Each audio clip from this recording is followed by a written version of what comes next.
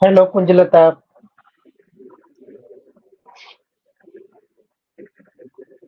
शुरू करें। कुंजलता, आप टाइप कर सकते हो।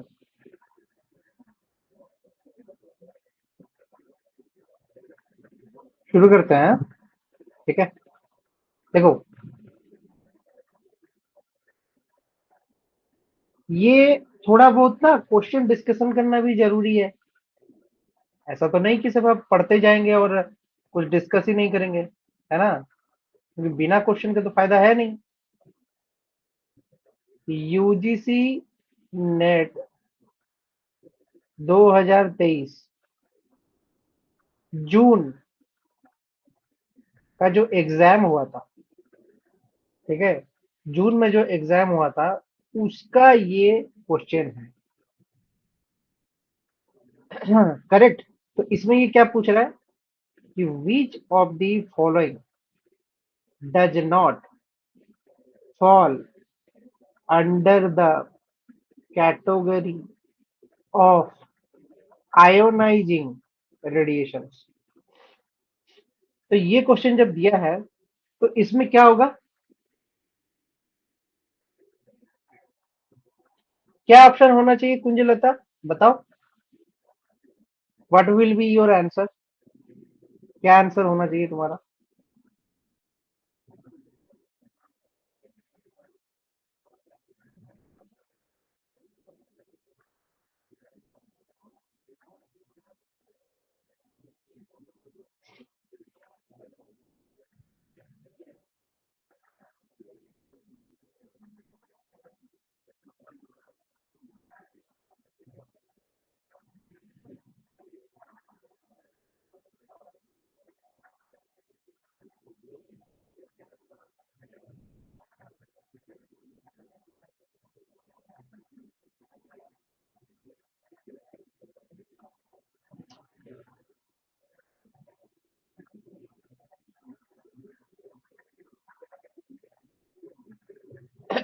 तुम्हें लग रहा है ऑप्शन ए?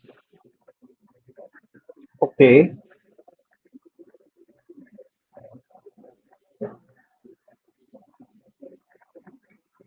अल्ट्रावायलेट, है ना? अच्छा, एक चीज बताओ। ओजोन जो एच न्यू लिखते हैं हम, तोड़ता है कहाँ पे? स्ट्रेटोस्फेयर में। उसमें जो एच न्यू लिखते हैं, ये किसको डिनोट करता है? यूवीसी को। करेक्ट। ये तोड़ के क्या बनाता है? एक तो ऑक्सीजन O2 बनाएगा, एक O आयन बनाता है। O रेडिकल बना रहा है, O डॉट रेडिकल बनाता है। तो क्या ये रेडिएशन के कैटेगरी में नहीं आएगा? अल्ट्रावायलेट जो होता है वो तो अल्ट्रावायलेट आयोनाइजिंग रेडिएशन तो है। क्या ये उस कैटेगरी में नहीं आएगा? डेफिनेटली उस कैटेगरी में आएगा, है ना? तो रेडिएशंस तो आना ही आना है। O2 भी आना ही आना है। ठीक है। तो रेडिएशंस जो भी होगा तुम्हारा आएगा ही आएगा। 1 मिनट देना।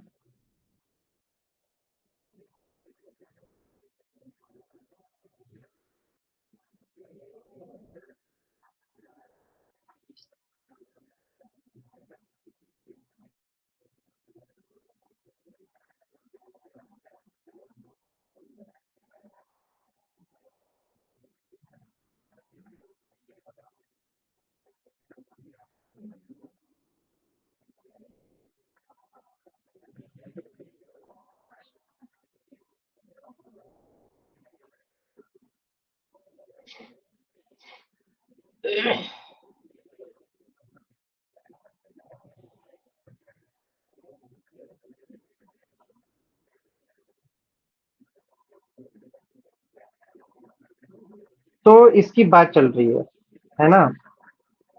तो ये क्या आएगा नहीं? ये आएगा ही आएगा। तो अल्ट्रावायलेट तो रेडिएशन में आएगा ना।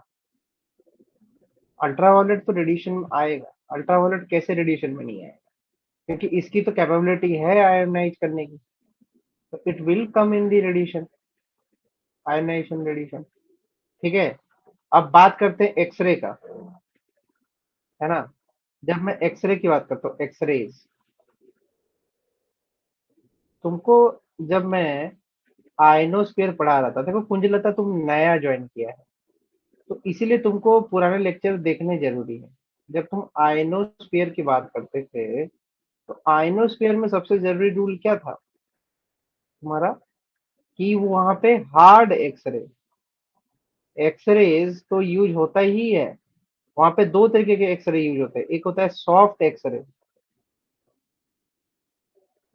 और एक होता है हार्ड एक्सरे।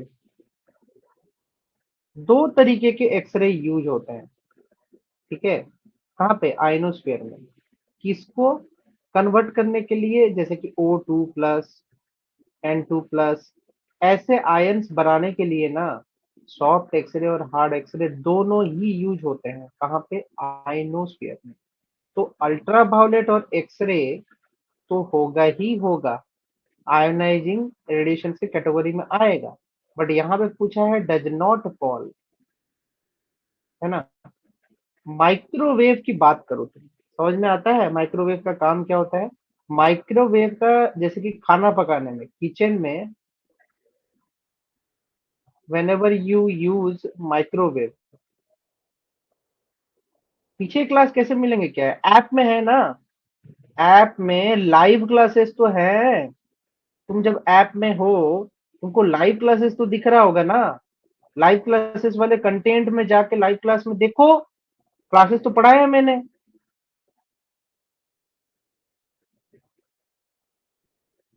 हाँ तो मिलेगा तुमको, लाइव क्लासेस तो वहीं मिलेगा, कंटेंट वाली जगह पे मिल जाएगा तुमको। हाँ, किचन में यूज होता है माइक्रोवेव का, किसके लिए, खाना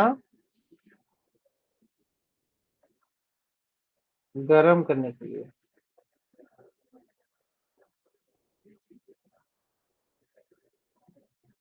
हाँ है ना, खाना गर्म करने के लिए मिलता है कि नहीं, मुझे लगता है, करेक्ट। तो जब ये खाना गर्म करता है, तो कैसे करता है, बात आती है कैसे करता है। ठीक है, अब जैसे कि ये मेरा माइक्रोवेव है, और यहाँ पे तुमने खाना रखा हुआ है, ठीक है। एक चीज बताओ, फूड विदाउट वाटर कंटेंट बन सकता है क्या, कभी नहीं बन सकता। खाना विदाउट वाटर कंटेंट कभी नहीं बन सकता, उसमें वाटर कंटेंट जरूर होगा। तो माइक्रोवेव जब रेज पास करते हैं वाटर मॉलिक्यूल से, वो वाटर मॉलिक्यूल को क्या करते हैं, वाइब्रेट कराते हैं। वाटर कंटेंट जो मौजूद है, उसको वो वाइब्रेट कराते हैं, जिसकी वजह से उसमें गर्मी पैदा होती है और वो खाने को गर्म करता है, करेक्ट। तो वाटर कंटेंट गर्म होने की वजह से तुम्हारा वाइब्रेट करके अपने मॉलिक्यूलर एनर्जी को बढ़ाता है, जिससे कि तुम्हारा खाना गर्म होता है। तो क्या माइक्रोवेव आयोनाइजेशन रेडिएशन पैदा कर रहा है, माइक्रोवेव रेडिएशन पैदा नहीं करता है। तो माइक्रोवेव इज योर आंसर। ये बाकी सब तो तुम सुने ही हो, यूवी रेडिएशंस, नाम जब बोलते हो, UV radiations, X-ray radiations, gamma radiations. Gamma तो जानते हो, एवेंजर्स मूवी देखी है, या नाम सुने हो एवेंजर्स का। क्या कुंजलता, क्या एवेंजर्स का नाम सुना है, क्या इस मूवी का नाम सुना है।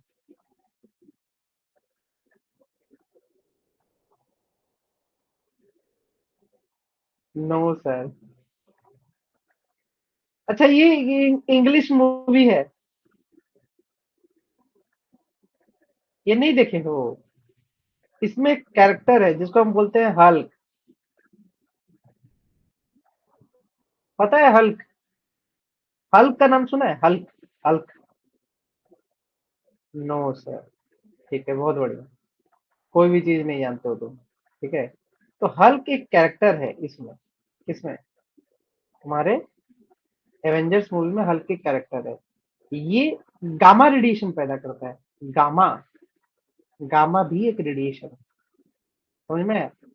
तो एक चीज समझ में आ रहा है तुमको, जैसे जैसे तुम्हारी इलेक्ट्रोमैग्नेटिक स्पेक्ट्रम ये है, पहले आता है गामा, फिर एक्सरे, फिर यूवी, फिर विजिबल, फिर तुम्हारा इंफ्रा, फिर माइक्रो, फिर रेडियो। ठीक है, तुमको दिख रहा है ये जो पहले के तीन हैं, ये क्या है, आयनाइजेशन रेडिएशन पैदा करने में मदद करता है। इसके बाद जो भी है वो मदद नहीं करता है।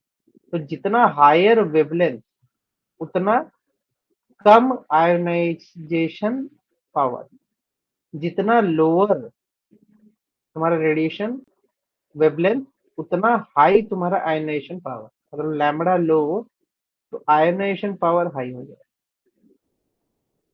बहुत सिंपल है, इतना ही तुमको समझना है। इलेक्ट्रोमैग्नेटिक स्पेक्ट्रम तो पढ़े होंगे बचपन में, 12th क्लास में, जिसमें कि gamma, X-ray, UV, visible, infra, micro, radio होता है। इतना तो समझ में आ रहा है, तो इसका आंसर माइक्रोवेव था।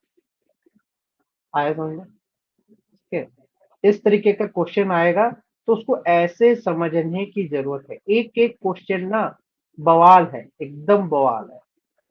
अगर तुम पढ़ोगे नहीं और सही से इसका उत्तर नहीं दोगे तो फंस जाओगे फिर आगे, है ना? तो इसलिए ध्यान से पढ़ना एक एक क्वेश्चन को, तभी इन तरीके के क्वेश्चंस को बना पाओगे। नेक्स्ट क्वेश्चन, ये भी लास्ट क्लास में पढ़ाया है मैंने। लास्ट क्लास में तुम था, इस क्वेश्चन को पढ़ते ही तुमको समझ में आ जाना चाहिए।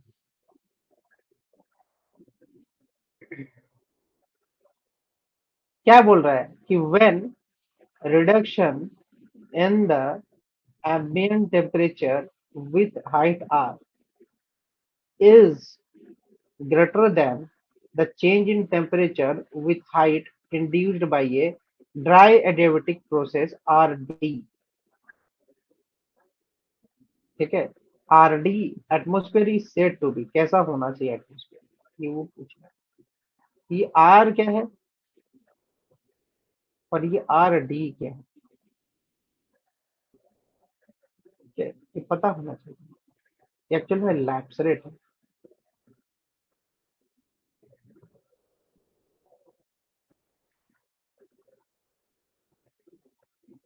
वो कुछ लिख रहे हैं, समझो इस चीज को। मैंने कल कुछ बताया था तुमको लैप्सरेट की कहानी के बारे में, जब समझाया था तब कुछ समझाया था। याद करो थोड़ा वो कहानी, क्या समझाया था उसमें।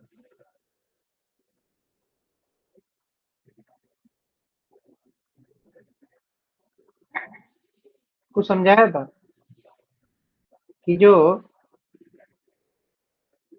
ड्राई एडियाबेटिक लैप्स रेट होता है, वो एक फिक्स्ड वैल्यू है, दैट इज -9.8 डिग्री सेल्सियस पर किलोमीटर। जबकि इन्वायरमेंटल लैप्स रेट,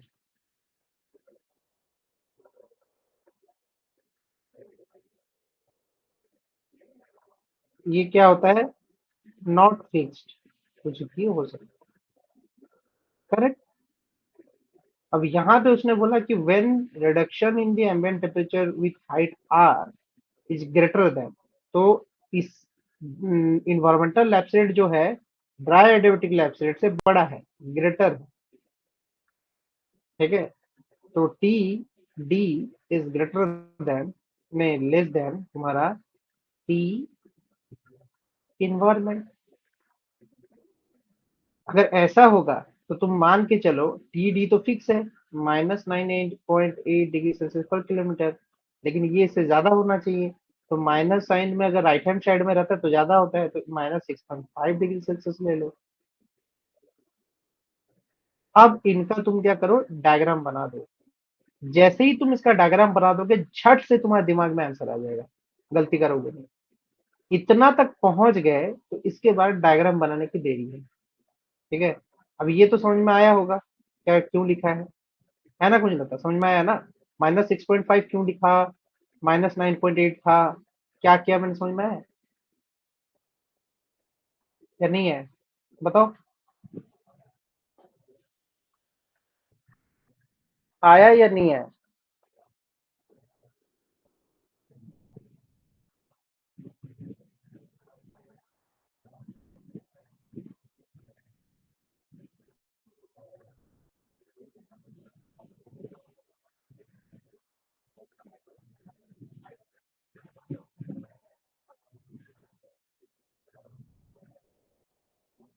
अरे हाँ या ना, बोलो। कुंजलता। नहीं आया तो बताएंगे ना, वापस समझाएंगे। सर एक बार और बता दीजिए। करेक्ट।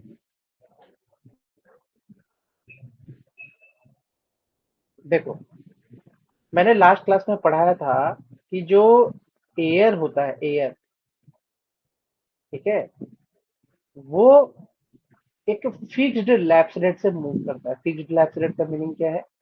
अगर मैं एयर की बात करता हूँ, और एयर में भी कौन सा है, एयर ड्राई, जो ड्राई एयर होगा उसका कंपोजिशन क्या होगा? Nitrogen, oxygen, carbon dioxide, argon, ऐसे गैसेस होंगे। इसमें क्या नहीं होगा? वाटर वेपर नहीं होगा, H2O नहीं होगा, वेपर नहीं होगा, सिर्फ ड्राई एयर। तो वो क्या होगा, वो जैसे जैसे ऊपर राइज करता है, ये क्या करता है, हर 1 किलोमीटर में 9.8 डिग्री सेल्सियस से टेम्परेचर घट जाता है इसका। तो मैंने एक डायग्राम बनाया था तुम्हारे लिए यहाँ पे। यहाँ पे 40 डिग्री था, और मैं बोल रहा था कि एयर पार्सल जो है वो ऐसे मूव कर रहा है। तो 1 किलोमीटर ऊपर क्या होता है तुम्हारा, 31.2 डिग्री सेंटीग्रेड, है ना? 31.2 डिग्री सेंटीग्रेड। वहीं पे मैं इन्वायरमेंट की बात करूँ, क्या दिया है यहाँ पे कि एम्बियंट टेम्परेचर मतलब इन्वायरमेंट का टेम्परेचर जो है विद द हाइट ग्रेटर है, किसके चेंज से? जो ड्राई एडियाबेटिक के चेंज से ग्रेटर है। ग्रेटर है मतलब कितना है, 6.5 होना चाहिए। -9.8 डिग्री सेल्सियस से -6.5 डिग्री सेल्सियस तो बड़ा है, क्योंकि नंबर के राइट हैंड साइड में होता है ना। इधर 9.8 है तो इधर 6.5 होगा, उसके बाद इधर 0 होता है। करेक्ट, तो जो राइट हैंड साइड में है, वो बड़ा होता है। अभी मैं बोल रहा हूँ कि ये तो एयर पार्सल का, अगर मैं वो तुम्हारा उसकी बात करूं तो इसमें चेंज होगा तो कितना होगा, 33 डिग्री सेल्सियस, है ना? 6.5 मतलब कितना होगा, 33.5 डिग्री सेल्सियस। तो 31.2 से बड़ा है कौन सा टेम्परेचर, 33.5। मतलब एम्बियंट एयर मतलब जो वातावरण है वो ज्यादा गर्म है तुम्हारे एयर पार्सल। तो ये क्या करेगा, इसको हीट देगा ढकेलने के लिए, ऊपर जाने के लिए ना, इसको हीट देगा। किसको? एयर पार्सल को हीट देगा कौन? वातावरण जो आसपास का है वो उसको और गर्म करेगा। और मैंने ये भी समझाया था कि कल अगर कोई भी चीज ऊपर जाती रहती है और वापस नहीं आती, ऊपर ऐसे चढ़ती जाती है, तो वो कैसी है, अनस्टेबल। ठीक है, तो यहाँ पे क्या होगा, absolutely unstable is the answer.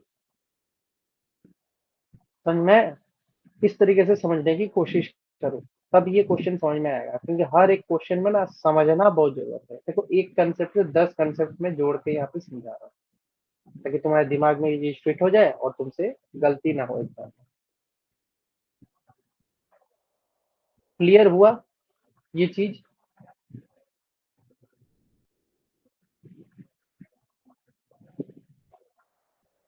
हाँ या ना, यस और नो?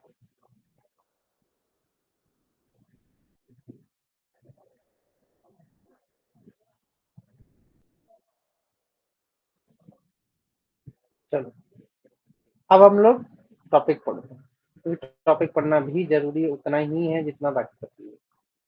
ठीक है, हम पढ़ेंगे structure and composition of the hydrosphere.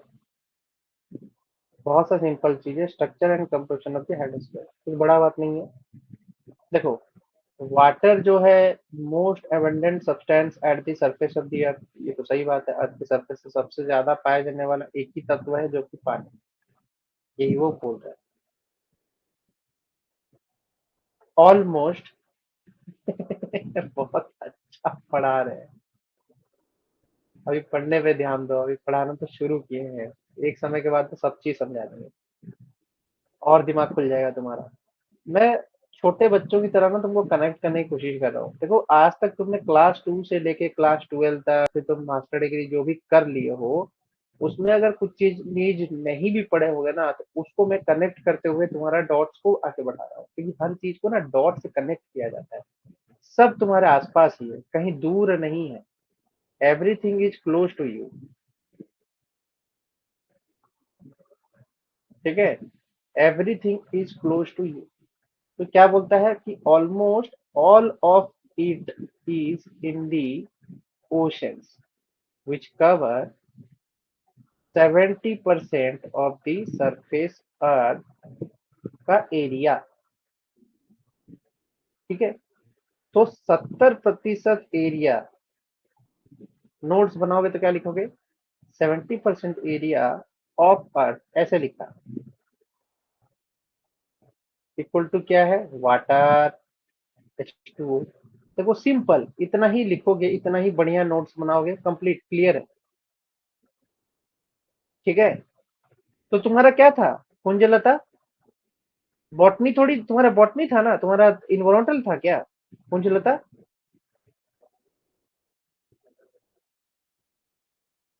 MSc किस सब्जेक्ट में था?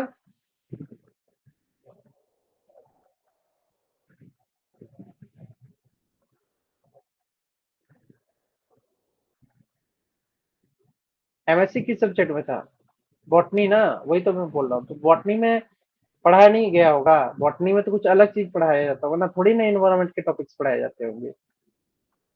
तुम इसको कहाँ से पढ़ लिया होगा, इन्वायरमेंट को?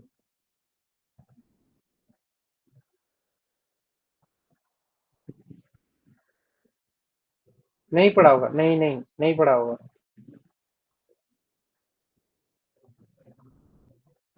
कंफर्म नहीं पढ़ा होगा।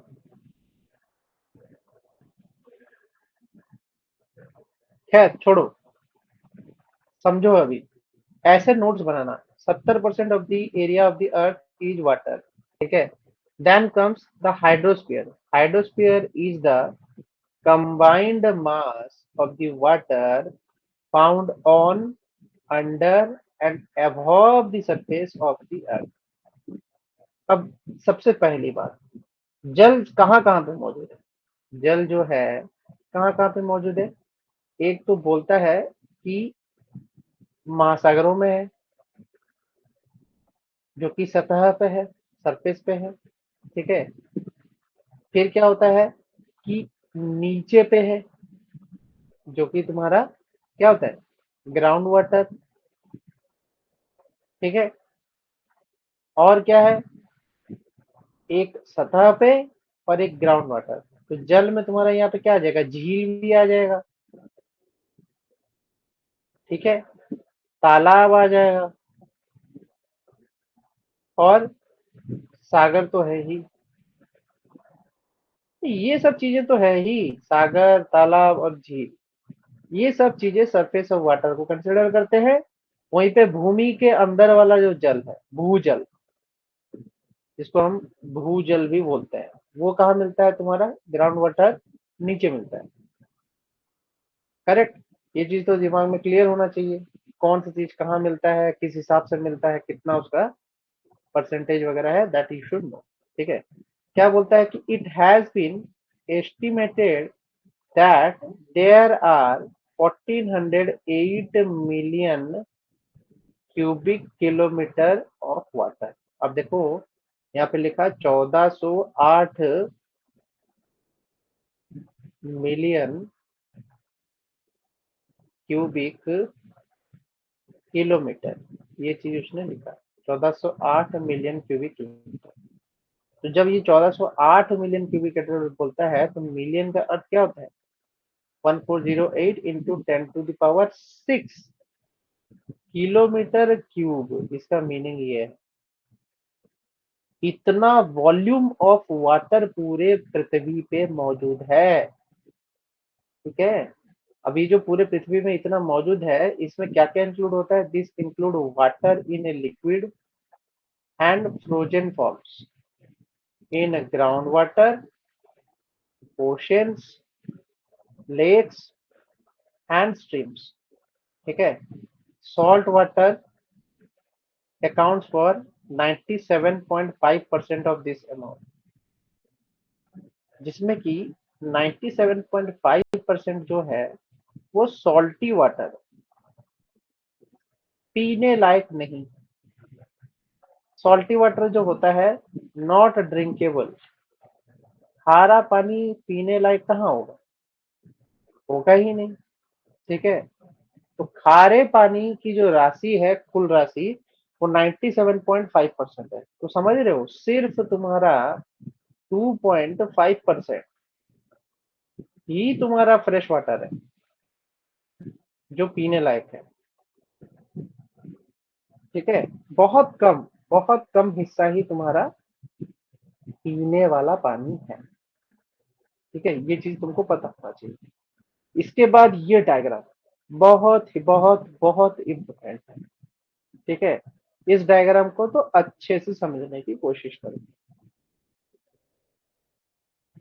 धरती पे पानी तो है, ओशन में वो 96.5 कहीं लिखता है, 97.5 लिखता है, but it is very correct. ये जो है हाईली करेक्टेड है, इसी को यूज करना। कहीं कहीं पे 97% भी इसको लिख दिया जाता है, बट थोड़ा दिमाग बैठा लेना कि मैक्सिमम जो है 96.5% होता है। ठीक है, और लिख के रख दे रहा हूँ यहाँ पे, समझ लेना। ठीक है, 0.9 जो है वो सलाइन वाटर है, और फ्रेश वाटर एज यूजल 2.5% जितना बोला था। तो इसमें दोनों सलाइन वाटर को कंसिडर करके 97.5 बना रहा था।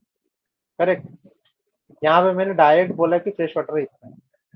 अब ये फ्रेश वाटर में भी तुम्हारा ग्लेशियर और आइस कैप सबसे ज्यादा है, 6.87। अब तुमको समझ में आ रहा होगा कि आइस कैप्स, एक वर्ड यूज कर लिया गया आइस कैप्स। ये आइस कैप्स क्या होता है? ठीक है, ये तुम्हारा ग्रीनलैंड हुआ, आर्कटिक हुआ, अंटार्कटिक हुआ, वहां पे देखा है ऐसे तुम्हारे बर्फ के टुकड़े ना फ्लो कर रहे होते हैं पानी में। पानी में ना बर्फ के टुकड़े ऐसे ही फ्लो कर रहे होते हैं। ठीक है, फ्लोट कर रहे होते हैं बर्फ के टुकड़े, ऐसे नोकीले बर्फ के टुकड़े सब फ्लोट कर रहे होते हैं। वो ऊपर से देखने को लगता है बहुत छोटा सा है, बट अंदर इतना गहरा होता है वो आइस कैप। ठीक है, वो समझ में ही नहीं आता है। तो ग्लेशियर और आइस कैप, ग्लेशियर्स तो तुम समझ रहे हो, ग्लेशियर्स जो पूरा हिमालय है वो ग्लेशियर से बना हुआ है। तो that is glaciers and ice caps. वो कितना परसेंटेज कवर कर रहा है? 68.7%। जबकि तुम्हारा ग्राउंड वाटर की बात करता हूँ, वो कितना करता है? 30.1%। ठीक है, वहीं पे सरफेस और जो अदर वाटर है वो कितना कर रहा है? 1.2%। ठीक है, अब ये 1.2% का अगेन डिवीजन हुआ है। एक तो ground water ice, ground ice ice के फॉर्म में स्टोर होगा, या परमाफ्रॉस्ट के रूप में स्टोर होगा। अब ये कोई बोलता है कि परमाफ्रॉस्ट, सर ये वर्ड जो है समझा दो, क्योंकि ये पहला वर्ड है, आज तक मैंने इस वर्ड को कभी नहीं पढ़ा है। तुम्हारे दिमाग में ये आ रहा होगा, है ना? तीसरा कौन ज्वाइन किया है? Third person who is here, कौन है? कौन हो क्लास में भाई? नाम तो ले लो।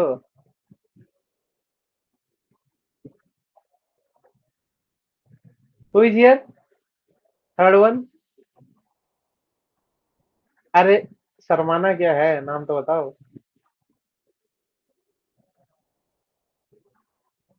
कुंजलता तुम्हें दिख रहा है कौन है?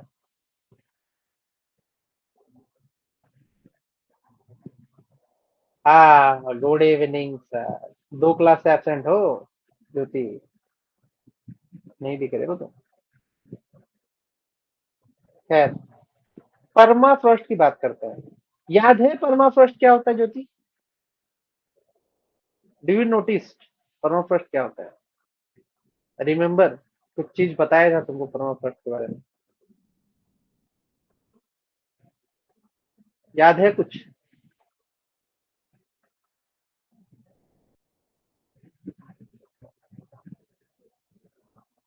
याद है तो बताओ। परमाफ्रॉस्ट क्या होता है, याद है तो बताओ।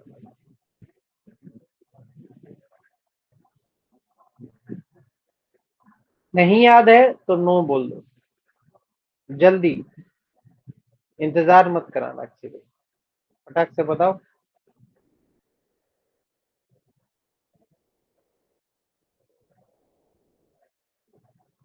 नहीं याद है तो मना करें कि सर हमको याद नहीं है। अब कोई और भी ज्वाइन किया है, किसी को पता है व्हाट इज परमाफ्रॉस्ट?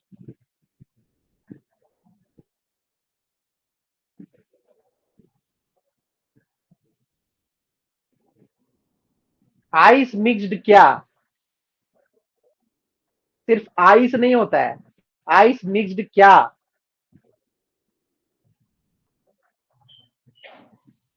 परमाफ्रॉस्ट में मैं बात करूं, ये एक्चुअली में फ्रोजन लैंड है। ठीक है, ये ऐसा फ्रोजन लैंड है जो तुम्हारा ग्रास के नीचे ग्रो करता है। किसी भी तरीके का ग्रास होता है उसके नीचे ये ग्रो करता है। ठीक है, और ये क्या है, डेब्रिस प्लस सॉयल, इन दोनों से भरा हुआ है। कौन, ये जो फ्रोजन लैंड है ये इन दोनों से भरा हुआ है। ठीक है, तो this is a frozen land. कौन, परमाफ्रॉस्ट। और जैसे कि उसने बोला, कम से कम 2 समर सीजन, 2 समर सीजन को सरवाइव कर जाना। ये जो सरवाइव वाला वर्ड है, इसका मीनिंग क्या है कि वो मेल्ट नहीं कर रहा है। क्योंकि आइस यूजुअली क्या होता है, मेल्ट कर जाता है, but it is not melting. Correct, at least 2 summer season तक ये मेल्ट ही नहीं कर रहा है। तो हम इसको क्या बोल रहे हैं, तुम्हारा परमाफ्रॉस्ट, क्योंकि तुम्हारा 69% ग्राउंड आइस का और सरफेस वाटर का कवर आउट करता है। ठीक है, देन कम्स लेक। लेक तो छोटे छोटे हर जगह में मौजूद है, तो लेक तो होगा ही। फिर आएगा सॉइल मॉइस्चर, मिट्टी हमेशा भीगी हुई रहती है, जमीन भीगा हुआ रहता है ग्राउंड वाटर की वजह से, तो उसमें भी आ जाएगा ये। फिर स्वैम्पी मार्सेस, ठीक है, वेटलैंड वगैरह हुआ जिसमें स्वैम्प और मार्सेस वगैरह है, तो उसमें आएगा। रिवर 4.9%, लिविंग बीम में 0.26%, और पूरे एटमोस्फेयर में तो होगा ही होगा वाटर वेपर। इसीलिए अर्थ का जो वाटर डिस्ट्रीब्यूशन है वो इस तरीके से बनाया गया है। ठीक है, अब एटमोस्फेयर में ये मत समझना कि एटमोस्फेयर में जो वाटर है वो लिक्विड फॉर्म, वो वेपर फॉर्म में है, बट वो वाटर का ही पार्ट है। इसीलिए उसको एटमोस्फेयर में 3% का दर्जा दे दिया गया है। After soil moisture you can write atmosphere direct, अगर सीक्वेंस वाइज पूछेगा। करेक्ट, तो ये डिस्ट्रीब्यूशन ऑफ वाटर जो है, आई होप कि अच्छे से समझ में आएगा। क्या कुंजलता, मीर यूनिस, ज्योति, सबको समझ में आया या नहीं आया? जो लास्ट क्वेश्चन समझा है वो समझ में आया या नहीं? मीर यूनिस को तो आया हुआ, क्योंकि उसी ने तो उत्तर दिया है। बाकी लोगों को समझ में आया या नहीं आया, ये बताओ।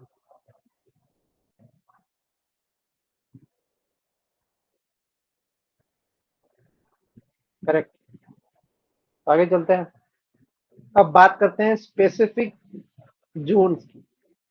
ठीक है, तो कुछ होता है क्या कि ओशन में ना कुछ जोन्स होता है। देखो, सबसे बड़ा तो महासागर ही है। तो महासागर के बारे में अगर पढ़ रहे हो तो महासागर का भी कुछ फीचर होगा ना जी। कहाँ पे कैसा है, कैसा लैंडफॉर्म बनाता है, कैसे टूटता है, क्या उसका तरकीब होता है, कैसे पता करोगे। ठीक है, ये सब चीज। तो ओशनोग्राफर्स की मैं बात करूं, oceanographer divide the ocean into different zone by physical and biological condition. Different zones में डिवाइड हुआ है। ठीक है, फिजिकल और बायोलॉजिकल कंडीशंस के बेसिस पे। करेक्ट, अब हॉरिजॉन्टल जोन इसमें एक जोन होता है जिसको हम फर्स्ट जोन भी बोलते हैं। ठीक है, हॉरिजॉन्टल जोन जो होता है उसको हम लिटोरल जोन भी बोलते हैं। फर्स्ट हॉरिजॉन्टल जोन को हम लिटोरल जोन भी बोलते हैं। It may also be referred to as coastal zone और इंटरटाइडल जोन। तो ये लिटरल जोन के दो तीन नाम हो गए। ठीक है, लिटरल जोन के लिटोरल जोन के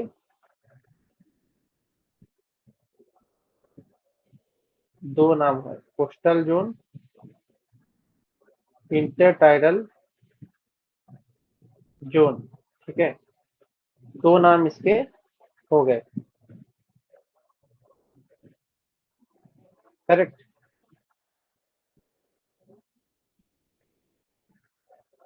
ओके, तो इन जोन्स में क्या होता है कि इन जोन्स में तुम्हारा लो टाइड और हाई टाइड आता है।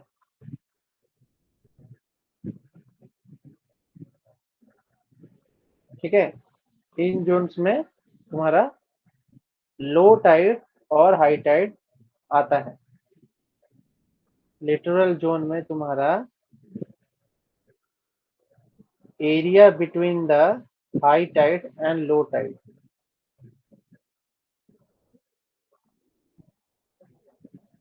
ठीक है, लिटोरल जोन में यही चीज हो रहा है।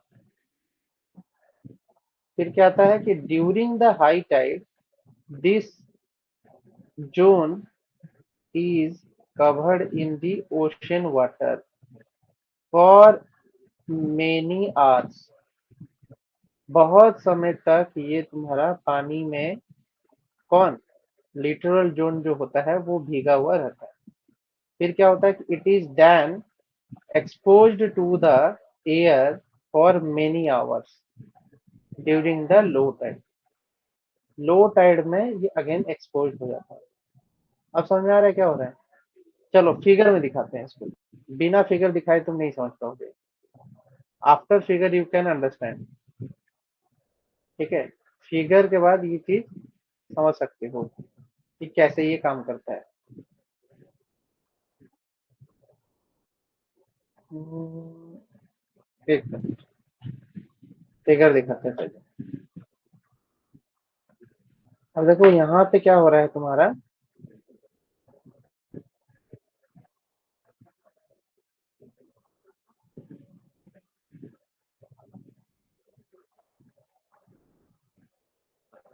इस फिगर में मैं बात करूं तो इस फिगर में क्या हो रहा है तुम्हारा, तुमको दिख रहा होगा एक ओवरव्यू पैटर्न दिख रहा होगा। यहाँ पे तुम्हारा हाई वाटर है, यहाँ पे तुम्हारा लो वाटर है, बीच में एक जोन लिखा हुआ है जिसको हम बोलते हैं लिटोरल जोन। ठीक है, फिर यहाँ से यहाँ तक क्या होता है, नेरेटिक जोन आता है। अब इसकी बात करते हैं, इसकी पानी है। पानी क्या होगा, जब लो टाइड होगा यहीं से वापस चला जाएगा लहर। जब हाई टाइड होगा वो यहाँ से वापस जाएगा। ठीक है, तो हाई टाइड जब होगा तो इस समय क्या होगा, ये मोस्ट ऑफ द टाइम तुम्हारा क्या होगा, पानी से ढका हुआ रहेगा ये जो लिटोरल जोन है। बट अगर तुम लो टाइड की बात करो, अगर तुम्हारा यहाँ पे लो टाइड हो जाता है तो लो टाइड के समय क्या हो जाएगा तुम्हारा, लो टाइड के समय यहाँ आ जाएगा, वाटर जो है वो यहाँ आ जाएगा। तो हाई टाइड और लो टाइड में ये फर्क होने वाला। करेक्ट, हाई टाइड और लो टाइड में ये डिफरेंसेस आएगा। एक में आएगा तुम्हारा नेरेटिक जोन, एक में आएगा ओशनिक जोन, एक में आएगा पेल्जिक जोन। इसके बाद के जो जोन थोड़ा समझते हैं, थोड़ा यहाँ पे हिंदी के साथ प्रिंटिंग सही से दिख नहीं रहा है, उसको इग्नोर करो। हम बात करते हैं सेकेंड हॉरिजेंटल जोन की। तो सेकेंड हॉरिजेंटल जोन जो है वो कैसा जोन है, पेल्जिक जोन। ठीक है, तो पेल्विक जोन में क्या होता है कि which includes any area from the low tide mark into the open ocean.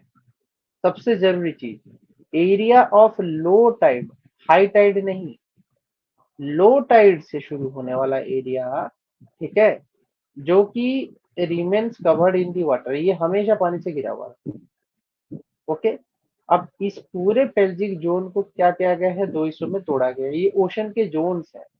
Horizontal zone, ऐसे ऐसे वाले जोन, किसके, ओशन के ऐसे वाले जोन हैं। टू सब डिविजन है, पहला डिवीजन है नेरेटिक जोन, दूसरा है ओशनिक जोन। ठीक है, नेरेटिक जोन जो है वो लाई करता है तुम्हारा कंटिनेंटल शेल्फ के पास and is penetrated by sunlight and only reaches a depth of 600 feet, 600 feet के डेप्थ तक रीच करता है। Here you will find coral reefs and other coastal habitats, दूसरे कोस्टल हैबिटेट्स वगैरह मिलेंगे। ठीक है, तुम्हारा कोरल रीफ्स वगैरह भी यही मिलता है। करेक्ट, किसमें जोन में, इसी जोन में। तो यहाँ पे तुमको दिख रहा होगा ये जो पेल्जिक जोन है, इसको दो हिस्सों में तोड़ दिया गया है, एक है तुम्हारा पेल्जिक जोन और दूसरा खुद ओशनिक जोन। तो पेल्जिक जोन के जो ये दो हिस्से हैं, एक में तो तुम्हारा क्या दिखता है, सनलाइट पास करता है। ठीक है, और कोरल रीफ्स भी यहाँ दिखता है। क्यों कोरल रीफ्स यहाँ दिखेगा, क्योंकि यहाँ फिशेस हैं, मछलियां अच्छी खासी मिलती हैं। यहाँ पे भी कोरल्स होते हैं और मच्छियां अच्छी खासी मिलती हैं, फिशेस जो। ठीक है, अब बात करते हैं तुम्हारा वर्टिकल जोन का। तो वर्टिकल जोन तुमको यहाँ दिख रहा होगा, एपीपेल्जिक जोन, मेसोपेल्जिक जोन, बैथियापेल्जिक जोन। देखो, एपीपेल्जिक जोन जो है सिर्फ उसी को फोर्टिक जोन बोला गया है। ये फोर्टिक जोन का मीनिंग क्या है, इसको सनलीट जोन भी बोलते हैं। अब सनलीट जोन का मीनिंग क्या है कि ऑलवेज हैव सनलाइट, सनलाइट इसमें हमेशा रहेगा, इसमें सनलिट जोन में। ठीक है, एपीपेल्जिक जोन जो है, इसके बाद के जोन्स में नहीं आता है सनलाइट, पर टेम्परेचर जो है वो बढ़ता है शुरू में, फिर धीरे धीरे घटता है। ठीक है, और लास्ट में तो हड़ाल पेल्जिक तक चला जाएगा, एबिसोल पेल्जिक फिर हड़ाल पेल्जिक, यहाँ पे कुछ नहीं आएगा। ठीक है, यहाँ पे तुम्हारा रोशनी पहुंचेगा ही नहीं। ठीक है, अब बात कर रहा है कि ये जो जोन्स हैं, इसमें कुछ चीजें दिखाई गई हैं तुमको, ये जो पोर्शन येलो शेडेड है, ये क्या है, ये कोस्ट है, डेफिनेटली ये कोस्ट है। और कोस्ट और उसके नीचे का जगह, तो हम इस जगह पे जहां पे पानी टच कर रहा है, इसको हम क्या बोलते हैं, कंटिनेंटल राइज। पर ये जो तुम्हारा यहाँ से लेके यहाँ, यहाँ से लेके यहाँ तक का जो रास्ता है, इसको हम क्या बोलते हैं, कंटिनेंटल स्लोप। ठीक है, कंटिनेंट का स्लोप ही है ये। यहाँ पे जहां से ये पहाड़ खड़ा हुआ है, पहाड़ का ये जो कोस्ट खड़ा हुआ है, इसको बोलते हैं कंटिनेंटल राइज। ठीक है, बहुत ही सिंपल कंसेप्ट है, इसमें ज्यादा घुसने की जरूरत नहीं है। करेक्ट, ये पोर्शन क्लियर हुआ। क्या बोलता है, the pelagic part of the aphotic zone can be further divided into vertical regions according to the temperature. The mesopelgic is the uppermost region. Its lowermost boundary is at a thermocline of 12 degrees Celsius. Thermocline का meaning है sharp decrease, thermocline, Kline का मतलब है sharp decrease हो रहा है temperature, which is in the tropics, generally lies at 700 to 1000. ठीक है, next is बैथियापेल्जिक, lying between 10 to 4 degrees Celsius, typically between 700 to 1000 meters, 700 से 800 मीटर की बात चल रही है। Then comes 2000 to 4000 meters, lying along the top of the abyssal plain is abyssopelgic, whose lower boundary lies at about 6000 meters. ये सिर्फ तुमको notes बनाना है, इसमें कुछ नहीं है, इसमें तुमको सिर्फ छोटे छोटे नोट्स बनाने हैं, बैथियापेल्जिक इतना टेम्परेचर, इतना इतना ही लिखो, इससे ज्यादा कुछ मत लिखो। इन्वायरमेंटल साइंस में unit 1 and unit 4 full tool diagram, उसमें और कुछ है ही नहीं, डायग्राम बना के समझने की जरूरत है, उसमें कुछ अंदर में डीप स्टोरी है ही नहीं। करेक्ट, इसके बाद आता है तुम्हारा ओशन के फीचर्स।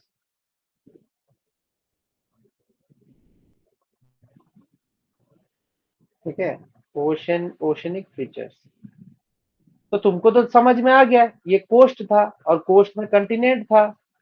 कंटिनेंट के बाद तुम्हारा क्या है, कंटिनेंटल शेल्फ आया जो पानी से टच्ड था, जहाँ पे लिटोरल जोन था, लिटोरल जोन कंटिनेंटल शेल्फ से बना है। फिर क्या हुआ, जो गड्ढा बना था वो तुम्हारा कंटिनेंटल स्लोप था, जैसे कि यहाँ तुमको दिख रहा है। फिर क्या हुआ कि यहाँ से गड्ढे से वो खड़ा हुआ था जहां से, उसको कंटिनेंटल राइज बोलते हैं। Then comes एबेसियल pelagic, एबेसियल plane, एबेसियल plane आता है। ठीक है, सी माउंट है, सी माउंट ऊपर आ रहा है। सी माउंट जैसे ही ये फटेगा, इसमें से क्या वॉल्केनिक इरप्शन होगा, और छोटे छोटे पहाड़ जो बिना वॉल्केनिक इरप्शन वाले हैं, पानी के अंदर है, उसको एबिसियल फील बोलते हैं। लेकिन सबसे खास फीचर कौन सा है, ये मिड ओशनिक रीज। ठीक है, अब ये कैसे बनता है ना, कोई पूछेगा हाउ इट डज ऑकर, कौन सा तुम्हारा मिड ओशनिक रीज कैसे बनता है। तो मिड ओशनिक रीज बनने का तरीका है, क्या है कि जैसे कि यहाँ पे तुम्हारा वॉल्केनिक इरप्शन हो रहा है, सपोज करो। ठीक है, तो वॉल्केनिक चैम्बर से मैग्मा ऊपर जाएगा, मैग्मा जाके क्या करेगा, ये स्प्रेड करेगा, स्प्रेड करते करते करते ये ऐसा शेप ले लेता है। ठीक है, तो मैग्मा जब भी ऊपर चढ़ता है तो वो दोनों डायरेक्शन में फ्लो करता है, तो गैप क्रिएट हो जाता है। जैसे ही इसमें गैप क्रिएट हो जाता है, इसमें तुम्हारा फ्लो चल रहा होता है। ठीक है, तो ये जो फ्लो चल रहा होता है, तो इसमें हम देख पा रहे हैं कि कैसे वो काम कर रहा है, स्प्रेड हो रहा है। तो ये प्लेट टेक्टोनिक का भी पार्ट है। प्लेट टेक्टोनिक मतलब क्या है कि पूरे पृथ्वी में 7 कंटिनेंट है, तो 7 कंटिनेंट एक प्लेट है। इसी के साथ ओशन को भी डिवीजन किया गया है, टोटल 12 प्लेट्स हैं, तो ओशन में भी कुछ प्लेट्स हैं, 5 प्लेट ओशन के हैं। तो ऐसे ही वो मूव करते रहते हैं धीरे धीरे। तो यहाँ पे भी मिड ओशनिक रीज जो है, वॉल्केनिक इरप्शन होगा, वॉल्केनिक इरप्शन होकर नया मटेरियल आएगा अर्थ के सरफेस पे, जो कि क्रस्ट का रूप लेगा, और वो धीरे धीरे धीरे ऐसे स्प्रेड करते जाता है। तो this is the way, this is the way. ठीक है, mid oceanic ridge is the way. Then comes rift valley, एक रिफ्ट वैली भी होता है, एक मैग्मा होता है और एक ट्रेंच होता है, ट्रेंच। ठीक है, ये तुम्हारा ट्रेंच है, मैग्मा भी है। ठीक है, अब क्या हो रहा है कि यहाँ पे तुमको दिख रहा है कि ये जब कंटिनेंटल शेल्फ से कंटिनेंटल स्लोप का जो रास्ता है, इसके बीच में कुछ गड्ढा है, जिसको हम बोलते हैं submarine canyon.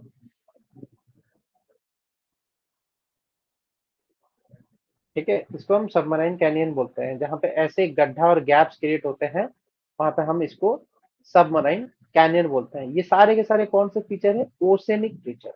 You should know these are the oceanic feature present on it. ठीक है, इसके बाद क्या होता है, जो पानी के नीचे का जो सतह है, क्रस्ट है, उसको एबेसियल प्लेन बोलते हैं, ये भी पता होना चाहिए। ठीक है, तो मिड ओशनिक रीच में क्या हो रहा है कि जो जमीन है इधर उधर खिसक रहा है, यहाँ पे इधर उधर खिसक रहा है जमीन, इसलिए इनका नाम दिया गया है डाइवर्जेंट प्लेट बाउंड्री, क्योंकि ये डाइवर्ज करते हैं। वहीं पे यहाँ देखो, ये अंदर आके घुस रहा है, तो ये कन्वर्जेंट प्लेट बाउंड्री है। जहां पे ट्रेंच होगा वो कन्वर्जेंट होगा, जहां पे रिज बनेगा वो डाइवर्जेंट होगा। दो चीजें तुम्हारे दिमाग में क्लियर होना चाहिए, कन्वर्जेंट में तुम्हारा ट्रेंच बनेगा और रीज में तुम्हारा डाइवर्जेंट होगा। This should be clear in your mind कि इस तरीके से वो काम करता है। इसके अलावा एक इंपॉर्टेंट टॉपिक लेक स्ट्रेटिफिकेशन पे भी है। You should know what is a lake stratification. Lake कैसे अपने आप को स्ट्रेटिफाई करता है विंटर, समर और ऑटम वगैरह में, ये चीज पता होगा तो ये क्वेश्चन बनाओगे। इसके आगे एक क्वेश्चन भी है। तो देखो, तुम एक चीज ऑब्जर्व करो, विंटर का टाइम है, यहाँ पे 3 लेयर तुमको दिख रहे हैं, ऊपर, नीचे और उसके नीचे। ठीक है, तो ये पहले वाली लेयर को क्या बोलते हैं, हाइपोलिमियम। बीच वाली लेयर को क्या बोलते हैं, मेसोलिमियम। ठीक है, और ये हाइपरलिमियम। नहीं, ये मेटा है, करेक्ट। मेटालिमियम, हाइपोलिमियम, मेटालिमियम, हाइपरलिमियम। ठीक है, तो ये जो चीज हो रहा है, ये स्ट्रेटिफाइड हो रहा है। स्ट्रेटिफाइड का मीनिंग क्या है, ये चीज समझो। स्ट्रेटिफिकेशन का मीनिंग होता है लेयर बनना। एक एक अलग अलग टाइप्स का लेयर बनना है। ठीक है, तो विंटर समय में तुमको यहाँ पे 3 लेयर दिखेंगे, 1 2 3। वहीं पे स्प्रिंग में आता है तो ये लेयर खत्म हो जाता है। ठीक है, तो ऊपर ये लेयर बनने का ना एक फायदा होता है। विंटर में क्या होता है, जो बर्फीले इलाके हैं वहां पे पानी ऊपर का जो होता है ना वो फ्रीज कर जाता है, बर्फ हो जाता है, तो नीचे और ऊपर से गर्म एनर्जी नीचे सोख नहीं पाता है, और नीचे का पानी जो है तो वो वैसा का वैसा ही रहता है। ठीक है, वो स्ट्रेटिफाइड ही रहता है। इससे फायदा होता है किसको, मछलियों को, क्योंकि नीचे का पानी गर्म है, बाहर की ठंडापन उसको ठंडा कर नहीं रहा है, तो उसकी बॉडी की टेम्परेचर बरकरार रह रही है, इससे उसको फायदा होता है। तो विंटर सीजन में जो पूरा आर्टिक ओशन हुआ, ग्रीनलैंड हुआ, ये सब बर्फ से ऊपर का लेयर पूरा ढक जाता है, नीचे का लेयर बहुत गर्म होता है, ऊपर का लेयर बहुत ठंडा होता है। हो रहा होता है विंटर सीजन में। बट जैसे ही स्प्रिंग का सीजन आता है, बारिश का बूंद पड़ेगा, पूरे आइसी सरफेस को मेल्ट कर देगा, और वाटर जो है इधर उधर घूमने लगेगा, टर्न आउट होने लगेगा। तो इसको क्या बोलते हैं, lake turn over. This phenomena is called as lake turn over. Spring के टाइम में लेक टर्न ओवर होता है। इसके वजह से दिक्कत क्या होता है, देखो, जब ऑक्सीजन की बात करें विंटर सीजन में तो क्या होता है कि पहले डिक्रीज करता है, फिर कांस्टेंट, फिर तुम्हारा घट ही जाता है।